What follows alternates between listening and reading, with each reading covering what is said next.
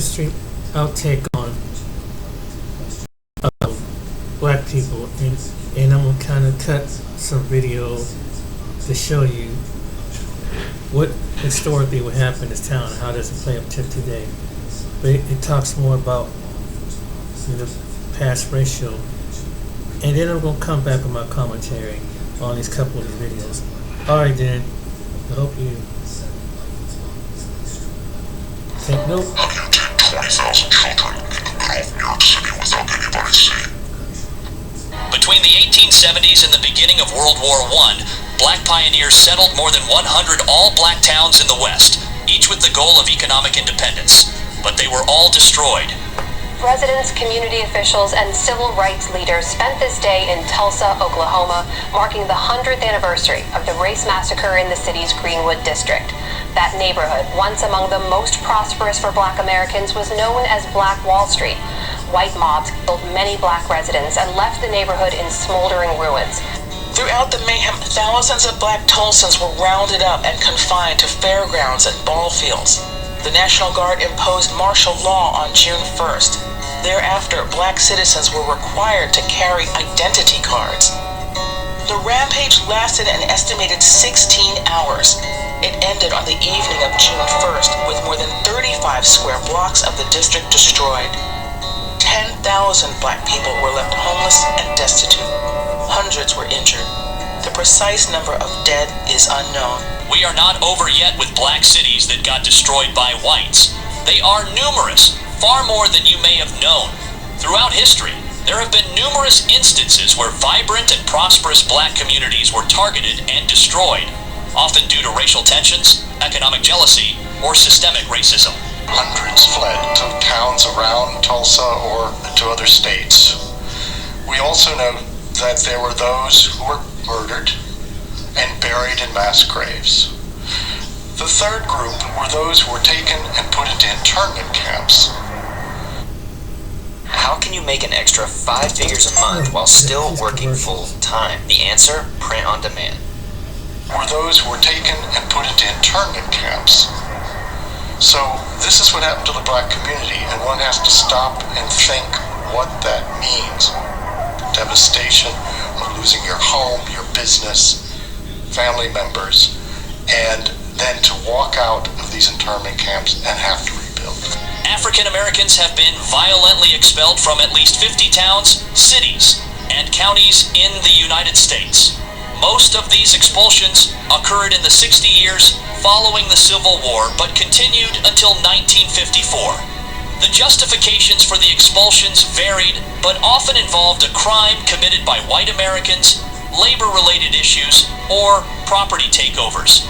But the truth is, the destruction caused never attracted reparations, nor any deserved justice due it.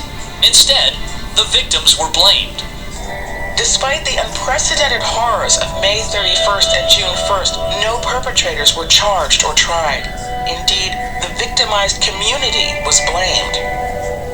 After the massacre, a grand jury made of 12 white men appointed by the governor indicted a number of black citizens for the riot, they called it, and some whites as well.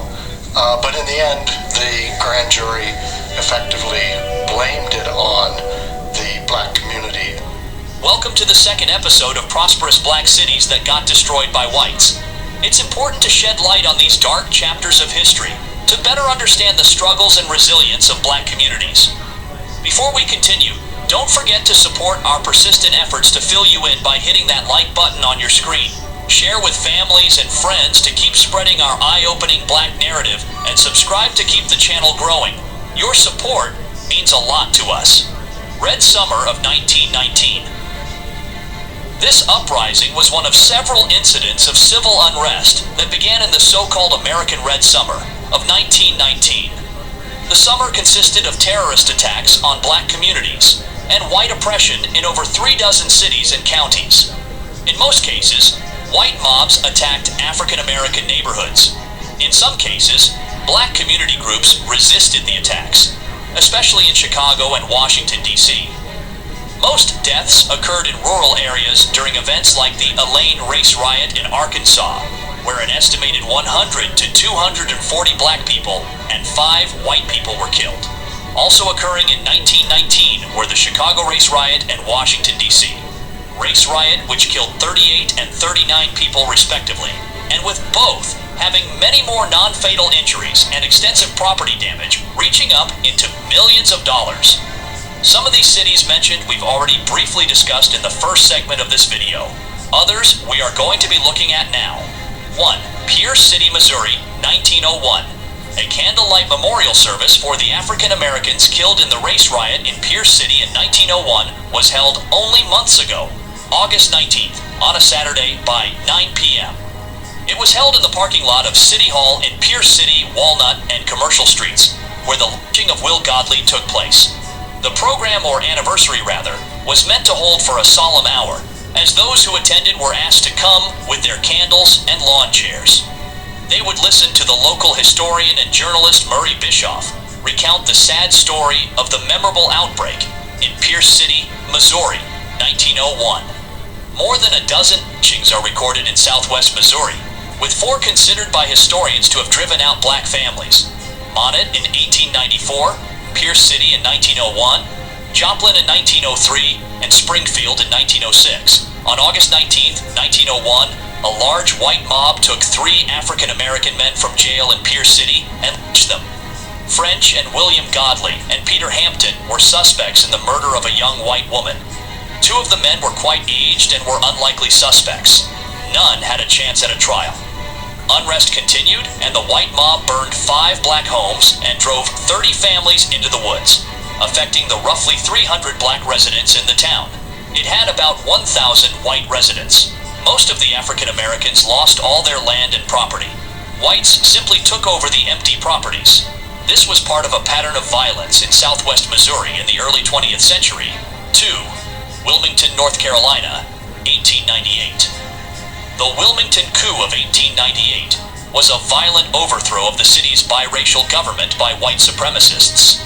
In November of the aforementioned years, a white supremacist mob stormed the majority black and racially integrated city of Wilmington, North Carolina, and burned the office of a black newspaper.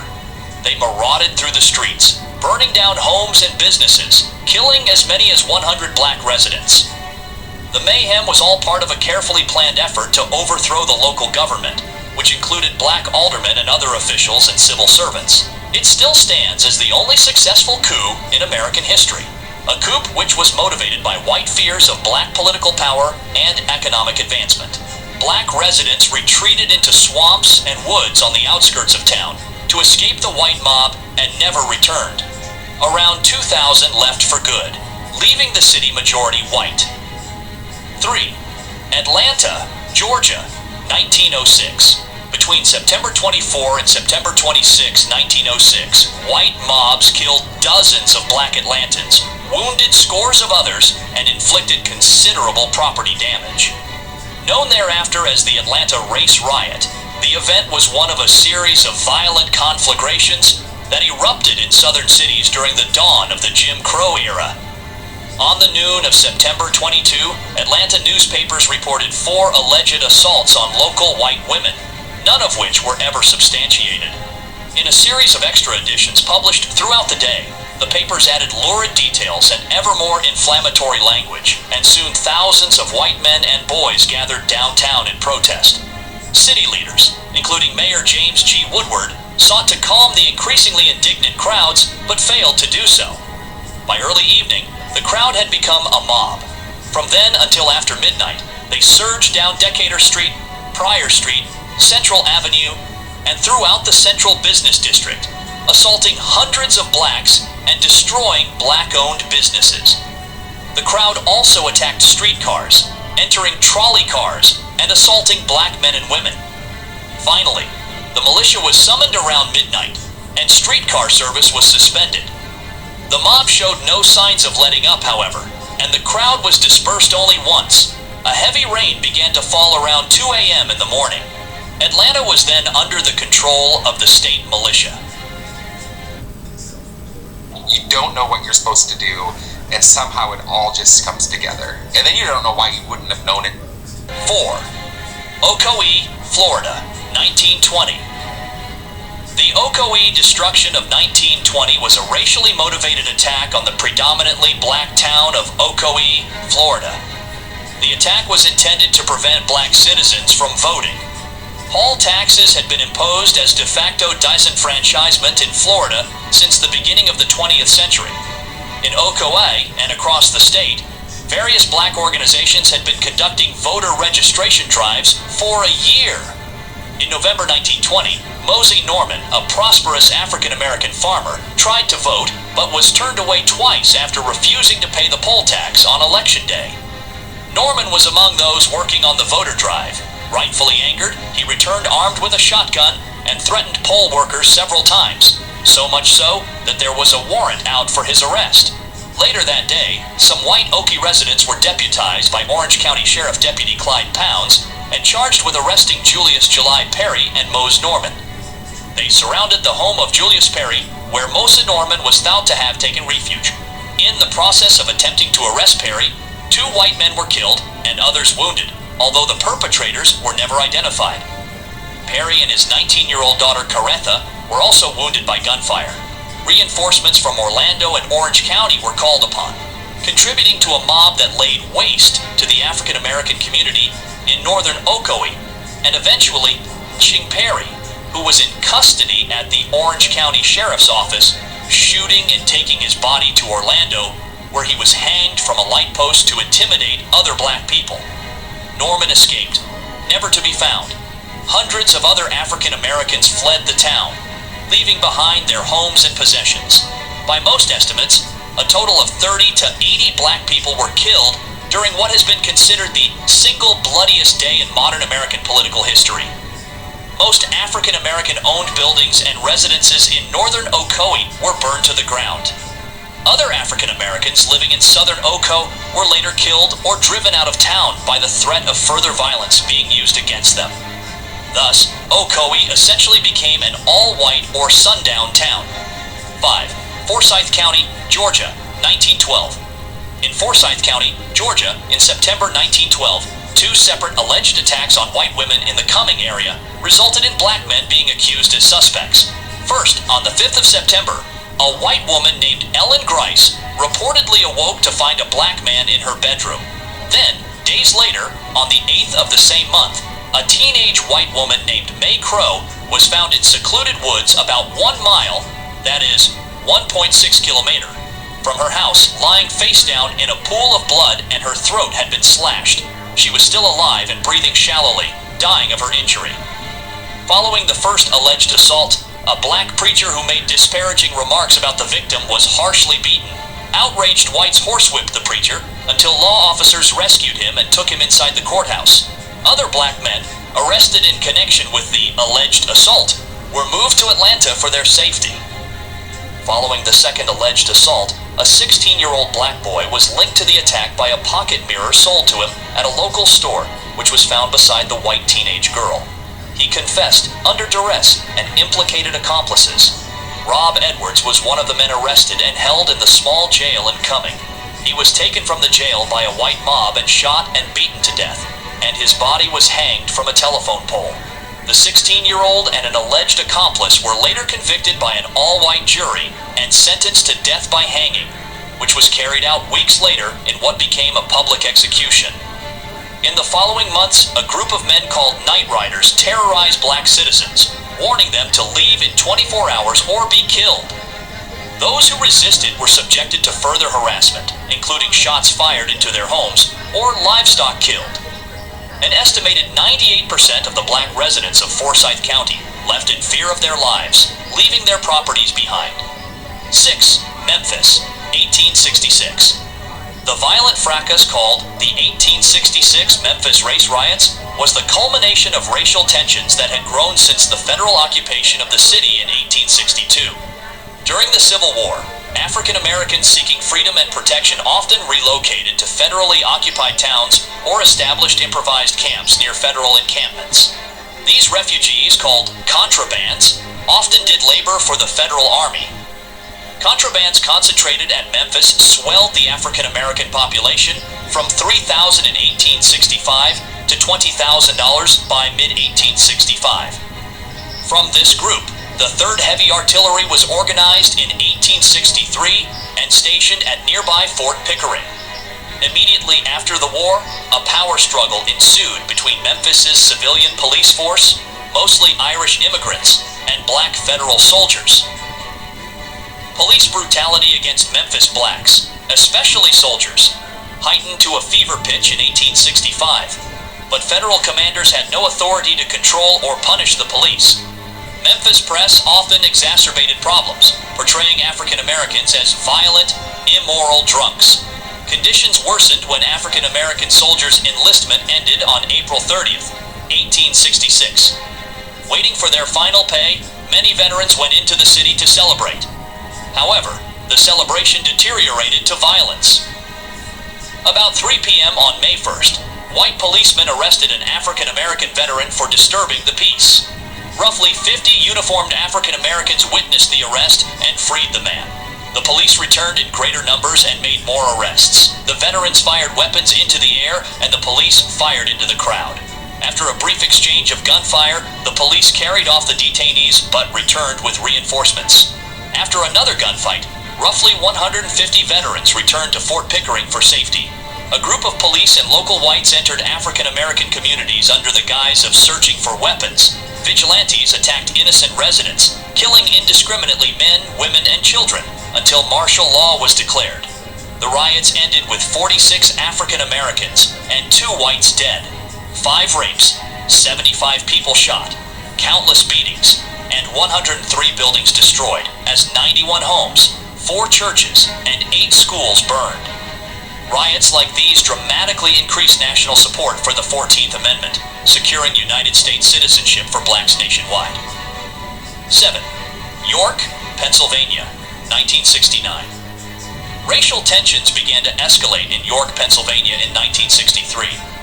Black citizens of York protested police violence and discrimination at City Hall. Their demands for a biracial police review board were turned down by the all-white city council. Citizens continued to protest over the next few years and complained of police brutality and the use of police dogs to curb protests. During this time, the city saw the rise of several notorious all-white gangs. By the mid-1960s, York had become deeply racially divided, and in 1968, a series of white-on-black crimes incited retaliation in the form of fire, bombings, and street brawls. On July 17, 1969, with racial tensions at boiling point, a black youth who burned himself playing with lighter fluid blamed a local white gang known as the Girarders. That would later be revealed as a lie, but not before the pent-up resentments of the black community turned violent. That same day, 17-year-old Taka Nee Sweeney was shot by an unseen gunman when York City Police Detective George Smith stopped him and his friends for violating the city's youth curfew. White and black gangs began fighting that afternoon. 11 others were hurt when people in 6 blocks of the city reverted to rock throwing, barricading, and shooting from behind bushes and poles. Fighting lasted through the night and into the next day. 9 more people were injured, including Officer Henry C. Schad. Schad, a 22-year-old rookie with 11 months on the force, was struck by a bullet believed to have been fired by a black rioter while riding in one of the police department's 2 armored trucks. White gangs around the city prepared for revenge. Schad languished in the hospital for nearly 2 weeks before succumbing to his injuries. As Schad lay dying, racial tensions soared in the city. Fights broke out, buildings were set ablaze, and police began barricading black neighborhoods. More than 60 people were injured, 100 were arrested, and entire city blocks were burned. 8. New Orleans, 1866. The New Orleans race riot of 1866 occurred on July 30th when a peaceful demonstration of mostly black freedmen was set upon by a mob of white rioters, many of whom had been soldiers of the recently defeated Confederate States of America, leading to a full-scale mass killing.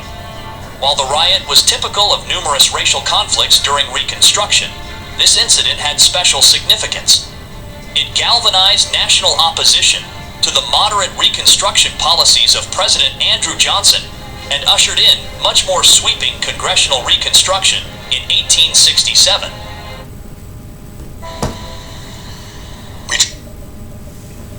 time to start your weekend side hustle. Right now, some of the hardest working folks are getting destroyed. Until the lions have their own historians, the tales of the hunt will always glorify the hunter. The root of racial hatred, according to psychologists, is unconscious guilt within the individual who harbors such feelings. People who hate specific racial groups often display a broader pattern of hatred towards various groups. This could be based on economic status, political affiliation, or religious beliefs. This hatred is actually a reflection of the individual's self-loathing and guilt, which they then project onto others, particularly those in minority groups who are less able to defend themselves. This phenomenon, known as projection, involves attributing one's own negative traits or desires to others. This is a powerful journey through history as we unveil the chilling timeline of lynchings in the United States from 1886 to 1960. This video is created with a deep sense of responsibility and a heavy heart. We're delving into a dark chapter of our past, uncovering the horrifying acts of brutality inflicted upon our ancestors. This isn't just a recount of events, it's an exploration into the mindset that fueled these atrocities. Whether you're familiar with the term lynching or encountering it for the first time, this video promises a profound understanding of the psychology behind these inhumane acts. Brace yourself for an eye-opening experience that will not only inform, but also deeply move you. In 1894, there was a significant shift in how Americans started to view the violence and unfair treatment of African Americans. This problem wasn't new. It had been growing for about 10 years, but it had become so common that it stopped shocking people. This change came after African Americans were freed from slavery, a time when white people had a lot of control over them. When slavery ended, this control turned into violence. After slavery was abolished, white people no longer had a financial reason to keep African Americans safe, which led to more violence against them. Over 30 years, more than 10,000 African Americans were hurt or killed, often by white people who didn't face much punishment for their actions. As people started to realize how bad this was, white people in the South came up with excuses for their behavior. At first, they said they were trying to stop race riots, but this excuse didn't last because there wasn't real proof of these riots. Then, the excuse changed to stopping African Americans from voting and having a say in government, which led to even more violence. This time was marked by many terrible events, where African Americans were harmed for trying to use their rights, especially in voting. These sad events show how some people were strongly against African Americans having equal rights and would go to great lengths to stop them. Most of the thousands of African Americans lynched were not even accused of crimes against women, contradicting the common belief that lynching was mainly for sexual assault. Between 1882 and 1899, less than a sixth of those lynched were accused of such crimes, with many lynched for reasons like arguments, threats, or no reason at all. These facts show that the stereotype of African Americans as being particularly prone to assault women is false and was used by racist whites to justify their inhumane treatment of black people. New York, Truth Seeker, April 17th, 1880. James Webster Smith, the first African American cadet at West Point, was recently subjected to a brutal attack. Smith was taken from his bed, gagged, bound, and severely beaten, following which his ears were slit.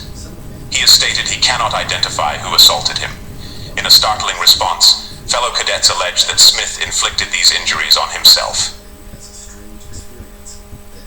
Chicago Tribune, November 22nd, 1895. In a tragic case of mistaken identity, a lynching occurred in Madison County, Texas, where a black man was wrongfully accused and killed.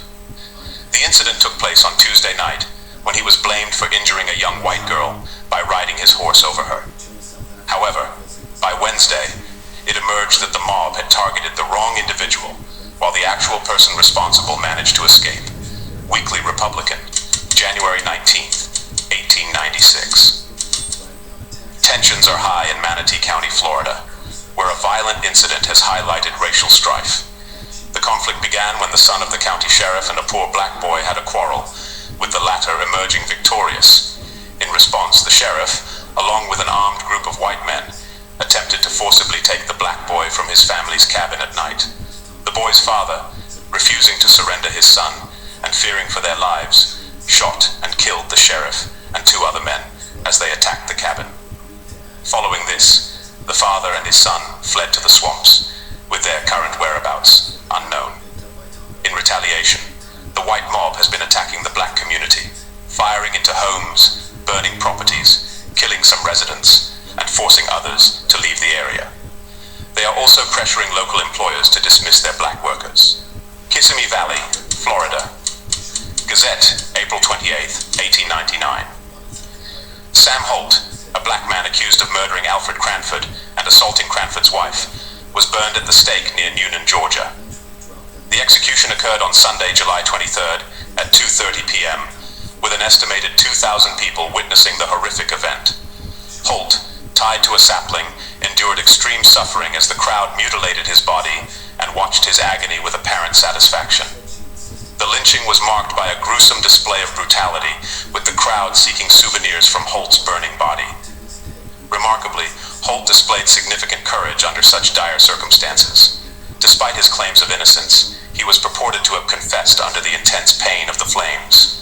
A notable aspect of the lynching was the involvement of a man from the north, who actively participated by dousing Holt's clothes with kerosene. Mrs. Cranford, the alleged victim, was not present to identify Holt, with her mother instead providing identification, although she did not witness the crime. The event was conducted openly, without masks or secrecy, highlighting a disturbing boldness. A placard near the site proclaimed, "We must protect our Southern women," reflecting the community's justification for the lynching. Watch live sports with no hidden fees or long-term contracts. Justification for the lynching. New York Herald, July 24th, 1900. In Huntsville, Alabama, a 20-year-old black man, Elijah Clark, was lynched by a large mob of local citizens. The incident occurred yesterday afternoon as Clark was being transferred from Madison County Jail for a preliminary court hearing. The mob overpowered law enforcement officials, took custody of Clark, and transported him to the location of his alleged crime. There, he was hanged, and his body was subsequently filled with bullets. Chicago Record, January 4th, 1901. In Rome, Georgia, George Reed, a black man accused of attempting to assault Mrs. J.M. Locklear, was lynched by a mob despite being freed by the court. Reed was initially arrested and brought before Mrs. Locklear, who failed to identify him as her assailant. Consequently, he was returned to jail. However, a mob of 150 men, unsatisfied with the legal process, continued to demand Reed's punishment. Judge Henry of the Superior Court, finding no reason to hold Reed, ordered his release. The mob, learning of his release, captured Reed within the city limits and took him 3 miles away, where he was hanged and his body shot multiple times. New York Times, June 23rd, 1903. In Wilmington, Delaware, a mob of approximately 2,000 people violently lynched George White, a black man suspected of murdering 17-year-old Helen S. Bishop. The incident occurred last night when the mob forcibly removed White from the workhouse. They proceeded to burn him at the stake and then shot his body multiple times. Chicago Record Herald, July 15th, 1903. In Eastman, Georgia, a black man named Ed Kloss was lynched last night, while his alleged victim, Miss Susie Johnson, witnessed the event. Kloss was accused of attacking Miss Johnson, a school teacher, last Thursday. She was held captive for several hours before being found by a search party the next morning. A posse of 50 farmers tracked Klaus through 7 counties before capturing him. He was brought back to Eastman and taken to Miss Johnson's home, where she identified him.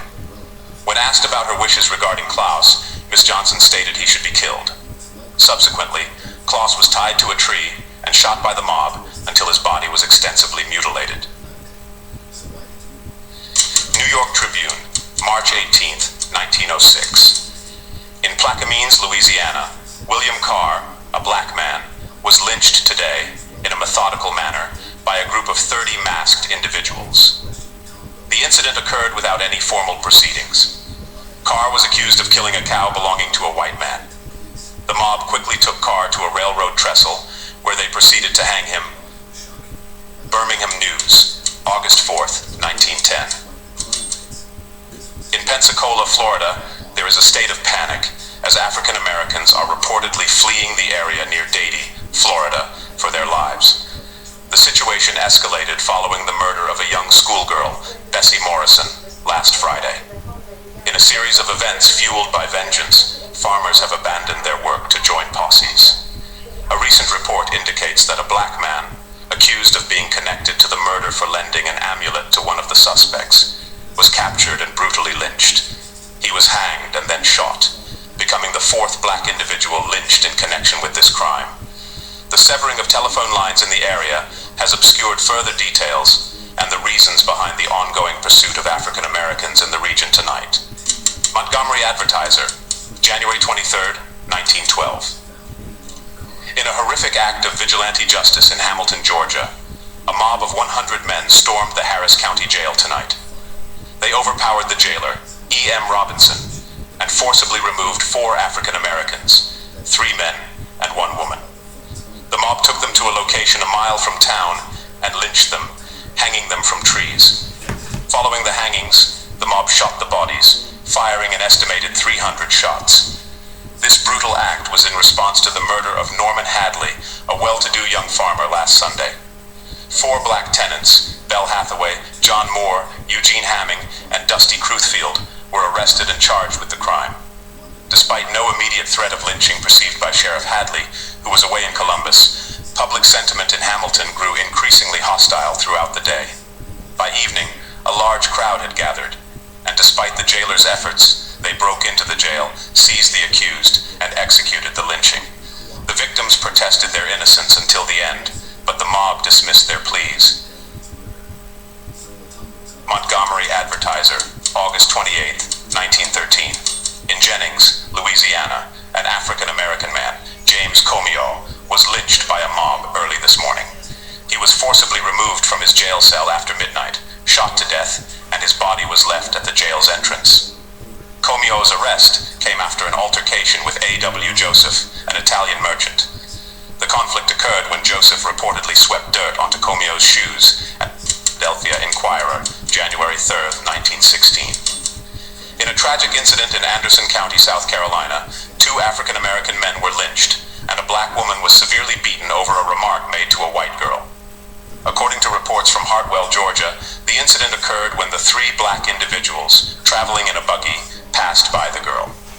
One of the men allegedly made a comment that offended the girl, who then informed a group of white men.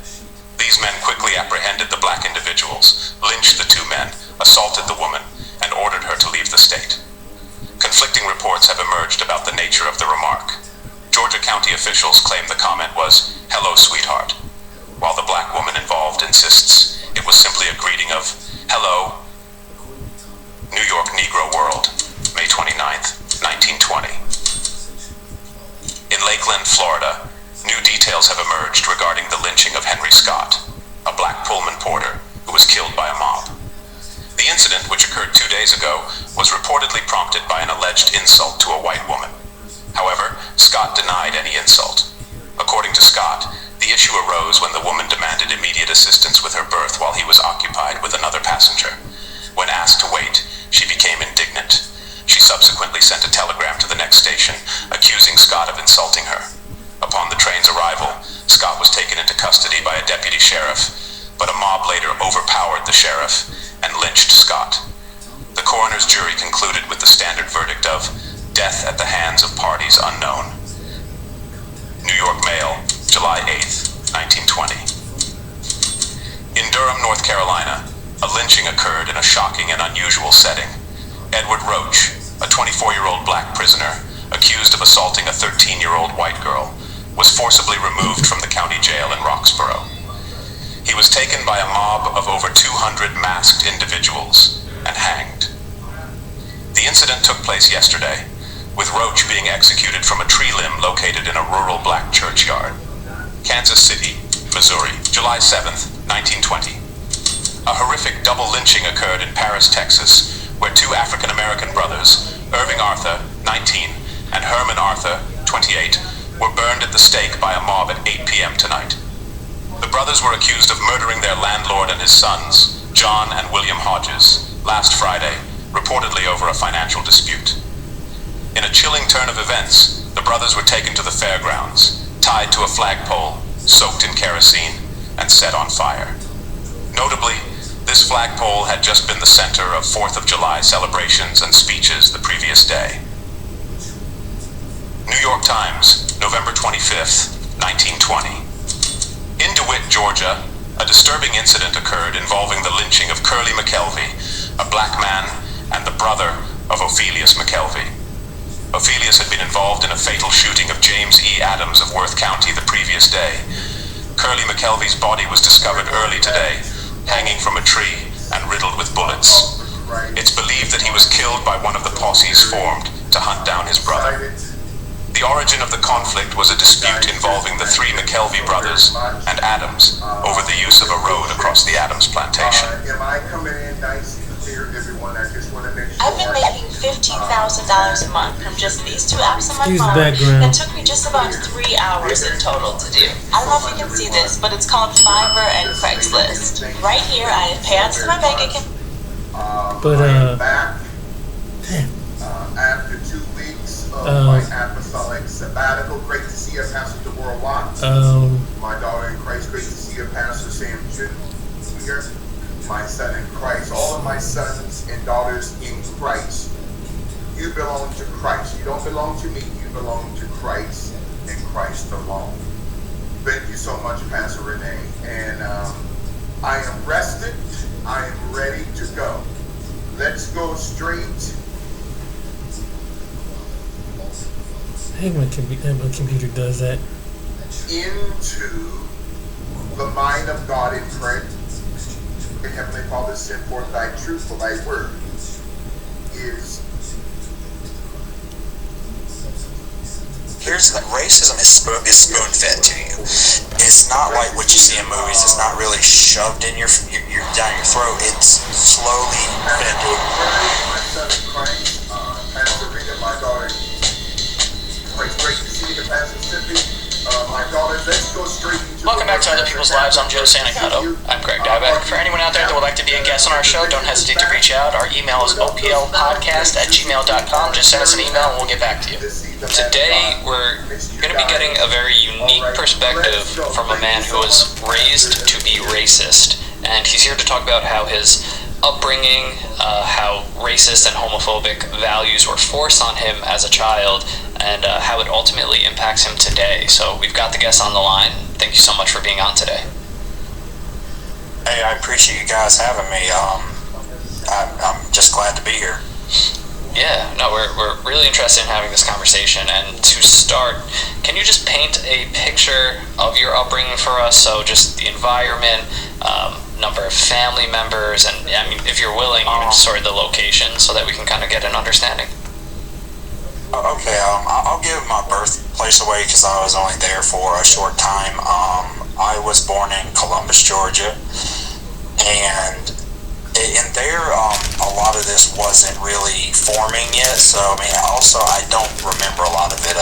I had a lot of trauma at a very young age, so honestly, memory block. So I remember being age 6, 7, and up. Like anything younger, I kind of just have flashes of memory, but it started very young.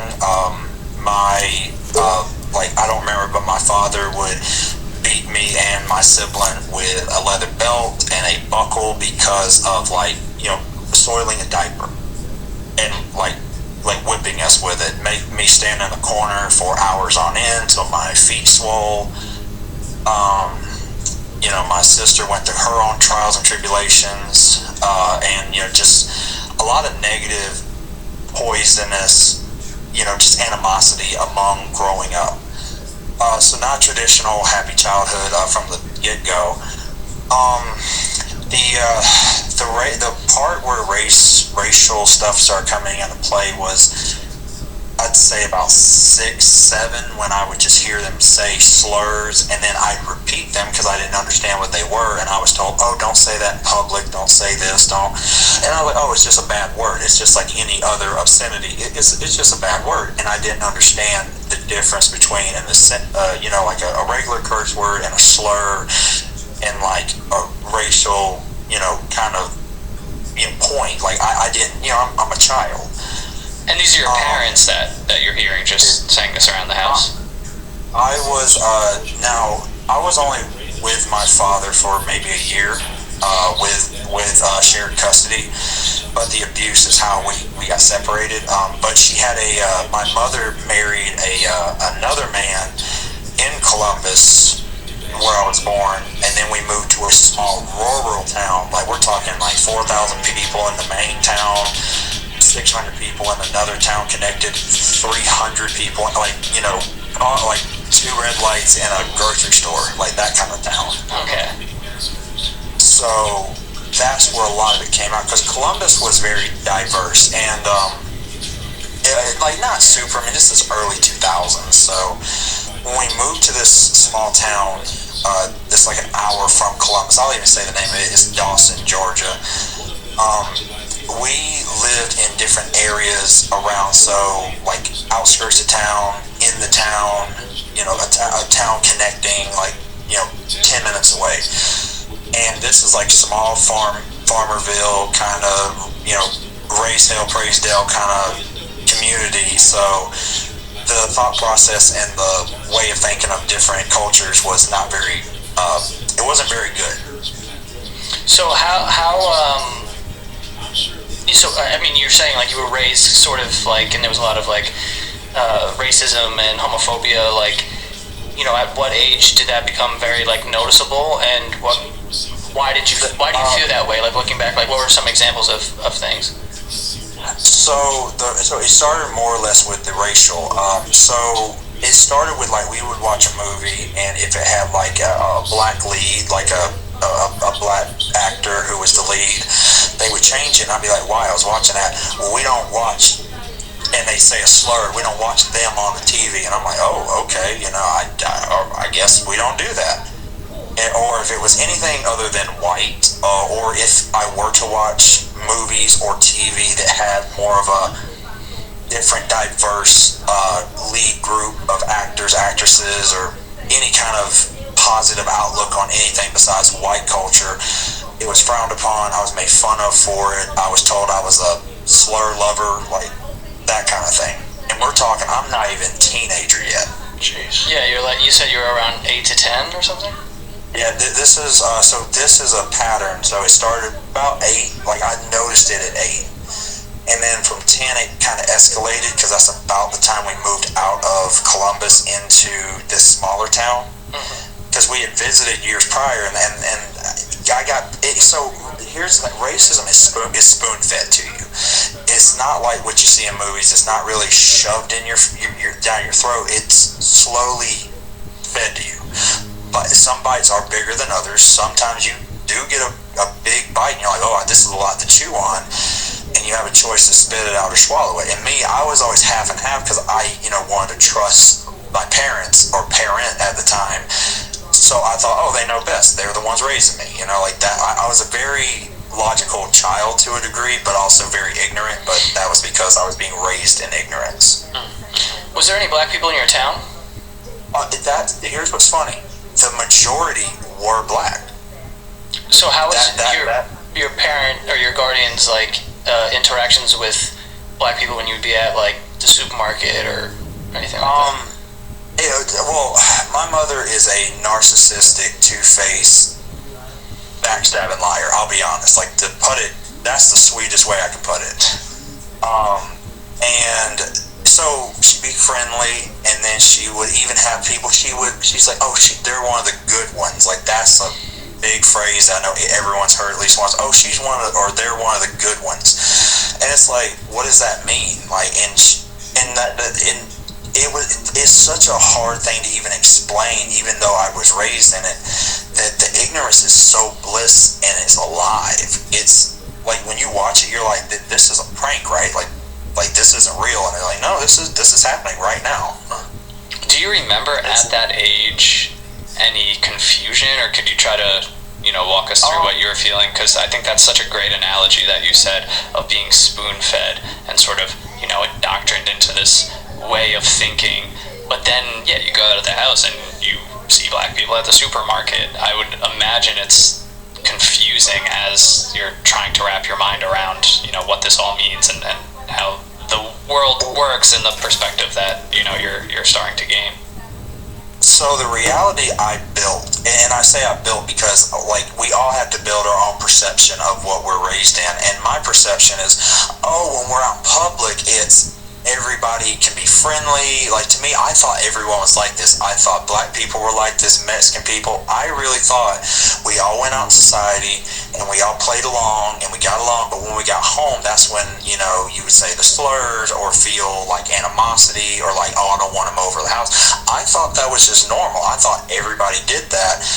And what happened to break that cycle is that I went to the public school. So this town is so racist that they have a public and a private school, and a majority of the white kids are sent to the private school.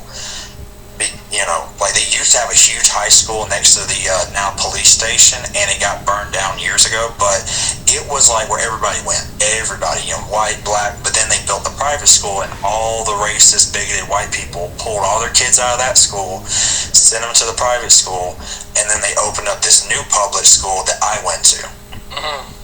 So I went there. I mean, we grew up poor. I think we were making an average of $30,000 a year, if that. Poor, broke. And I went to this public school, and I, didn't have name brand stuff. So that was a big thing with the school. I mean, everybody there loved to dress nice. I learned from them how to dress nice on a budget. And it was weird because I really had love and compassion and even protectiveness over my black friends. But then when I got home, it started bugging me. I'm like, why is it when I come here that they say these things and then want me to say them or are okay, but when I'm there, they make sure, don't say this while you're at school. But then part of me's why? Yeah. I really didn't understand. And one day I pulled one of my friends aside and I said, I'm about to say something and I need you to tell me what's wrong with it. And I said a bunch of slurs, and he grabbed me. He's like, dude, never say that again. And I said, tell me why. He's like, and he explained it that's a racial slur. I'm like, well, I know that, but how bad is it? He's like, you will get jumped if you say that to anyone besides me. And I told him, well, my mom said. He's like, your mom? I said, yeah. I had to basically, and he realized what was happening, and slowly they kind of really, he kind of went on his own adventure with me to kind of make sure that, hey, me and you can have a certain sense of humor, but that is wrong. That's a very wrong way of thinking. I talked to teachers about it, but I kind of tiptoed around. It was my parent, because I realized that wasn't a good look, because even when your parent's a terrible person at a young age, you still want to be protective because you can't see that yet. The veil hasn't been lifted. Yeah, you're just so young and impressionable too. I mean, that's how you survive. It's your parent. Also, you said that they wanted you to say slurs. Was that a thing? They were say it? Well, they were okay with it. So my mother wasn't really impressionable. So she didn't. It's not hey, say it. No. What would happen is so the second husband, by the way, by this time, because I'm probably 13 at this point, he's out of our lives. This dude was super abusive. He pulled a knife on us one day, and it was a bad situation. And yeah, so and my sister was, I think, 13. I was 12. But then a year later, because I went a year without school. I skipped a year where I didn't go to school because of whatever. I don't know, drama.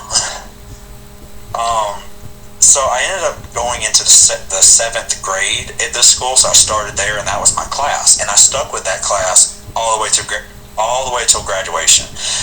And during those years, I learned, lessons of different cultures, of their community, held their religious views. And I would just tell them, hey, I'm very confused. And they're like, about what? And I tell them, and they're like, where are you getting this? I'm like, I just heard it on TV. And they're like, and then they'd explain why it was wrong, or why it was bad, or why you should never repeat that. So they were very patient with me. Not everybody was, but the friends I had were very patient and like realized, okay, something's up. Did you ever go home and try to have like a conversation with your mother, and how was she kind of receptive to that? She was basically like, oh, I guess I'm just the worst person ever, and guilt tripping. Like, that's the easy way to put it. Just made me feel bad for wanting to know, why are you like this, or why are you okay with this? So it's interesting that you're sort of getting these two contradicting perspectives at once, but which do you think at that young age had the bigger impact? Like, did you start sort of agreeing with your mother and what your family was teaching you? No, because my sister, I knew she was like the gifted child, straight A's all through high school, she was the smart one. And I had enough common sense to know she's smart. So she knows, and I kind of watched how she reacted to people, and I kind of just leaned towards her. And I remember, like, for a while, I would ask her, I was like, hey, is it okay for me to think this way? And she'd be like, yay or nay. She'd like, what, no, absolutely not. She's like, that's mom, that's her bullshit. And I'm like, oh, okay. And then, like, I'd take that, learn from it, digest it, and then I replay it. I'm like, yeah, that is a bad way to think. Like, but it just as it was put in me, it was spoon fed out of me. Mm-hmm. So it was like little bits. So were there moments where I was a very terrible person saying terrible things? Oh yeah, of course. Like, I have said everything under the sun at least one point in my life. But we're talking, I was a child, young teenager, stupid and impressionable, and I'll be honest, mentally lacking, because I was enabled to not try my hardest by my mother. She's like, oh, basically it was, if you can just pass the class, that's good enough, but she expected all the world out of my sister. Kind of that. So it was so many different ways of neglect, of abuse happening at once, but this is the one that molded me into the really concrete person I am today, because I applied the logic of I shouldn't be thinking this way or saying these things, and I just kind of apply that to everyday things, even now. And, like, obviously I've got over the point where I know what's wrong and what's right when it comes to judging people by appearance or sexuality or anything. So that's kind of like my mantra every day. Like, is this wrong? Is this ethical? Is it okay? And if it's not, it's like, well, then I need to figure out why. Were there people, like, in your life, I guess at school, or some of your friends in the neighborhood or anything like that? I know you talked about the racist sort of white kids went to that one private school. Like, was that, like, prevalent? There was a lot of people in that town. Was it racially divided, you would say? I would say so. Cause like here's what's crazy is that I would see the people from my school, parents, teachers, city workers, friends, and the grocery stores. But a lot of the times, the white people would go to a neighboring city that was much larger in comparison. They had like a few 100,000 people in like a mall and like superstores. They go there to shop, so they didn't shop in town a lot. Mm-hmm. So it's literally like they would, and this is a 30-minute drive, so they would kind of go out of their way to just not shop in that town. All right. So you mentioned when you're young, it's obviously, you still want to protect your parents, or it's hard to push against them and their beliefs, but at a certain point, I'm going to assume based on the not very kind words you had about your mother earlier, like, was there a point where you sort of stood up to her or made it clear that you don't agree with her way of thinking and what she was trying to teach you, and how did that go? So now something I'm going to follow up with is that this all right. So me, I'm one of these people. I'm learning, and I am, because of my wonderful fiance and my sister and like the positive people in my life. I used to be a ticker. And it basically means I was a time bomb, which is when I was struggling with something, when I was, angry, I didn't let it out a little bit at a time. I would just let it build and build and build until I exploded. So everything kind of came out in a huge argument. So the biggest argument we had, it was at 16 years old. We were still in this smaller town. So Dawson is connected by a highway to a town called Sasser, Georgia. I was in Sasser, so Sasser's like 600 people. So there was a big fight one night. I can't remember what it was over, but I remember swearing and screaming at my mother in the street, and she said, "It's those fucking people you're hanging around," and I just let loose. I told her that she was a bigot, she was a small brain, no good, and I followed up with a bunch of unkind words. And I said, I love these people. They're more they make sure that I have more food than you ever have. You know, they have my back when I'm in trouble at school, when I need help studying. They don't tell me, oh, I can only do this. They encourage me to do more. I said, and they're not a drop of blood to me. And you don't care about me. All you care about is what I can do for you. And she just sat there, mouth hanging open. And that's when she knew that, like, she couldn't impression on me. And this goes not only for racist ideologies. This was for the homophobia. This was for the, I mean, honestly, anti-Semitism like attitude that she had. Like, this was for everything. This was a 10-minute me red in the face screaming, just screaming at the top of my lungs till like my throat hurt. Other People's Lives is sponsored by BetterHelp. The holidays are upon us. It is gift-giving season. Maybe some of you exchange gifts with your. Well, what do you think?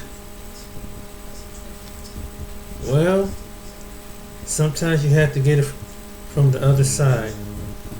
I'm a firm believer that sometimes they make it not look like it's one-sided, because some people don't believe it until people actually tell you what kind of environment they was raised up into.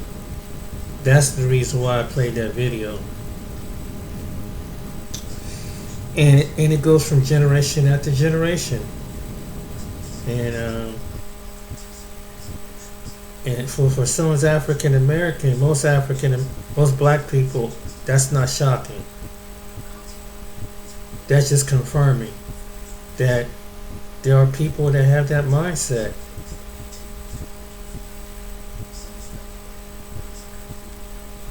And still to this day pass it on from one generation to another generation with that mindset.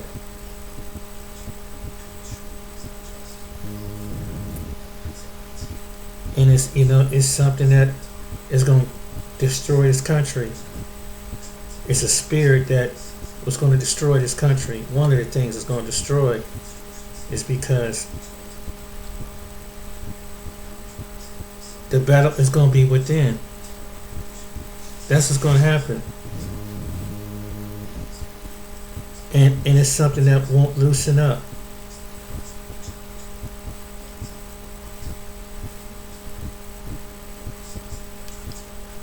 But it is what it is. And some people are going to carry it. Some people are going to disguise it. Some people are going to hide it. So, yeah, so I hope this was an eye-opener to you. You have to see the history and what that man heard, what that man just told you is in the present. It's not going away. And you sound like that guy could be like late 20s, early 30s. So that was not that long ago.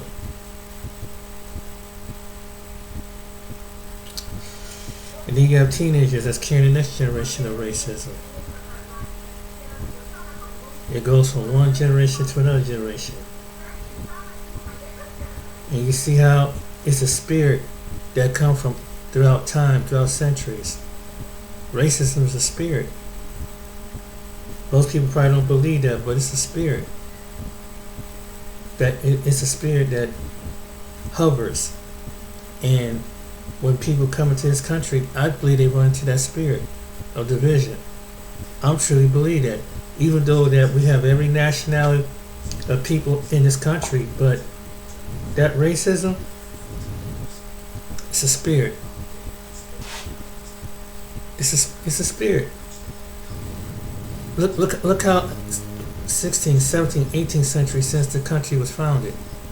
And this is what they try to write out of high school. They don't want to repay. They don't want future generations to know that this ever happened. But you see, what they don't understand is that spirit of racism is going to be going from generation after generation till Jesus come back. So you can try to take it out of high school, but you can't take the spirit of it because it's systematically. So, and that's what they try to do with these laws and everything, try to take it out of school, that people don't want to tell you about that.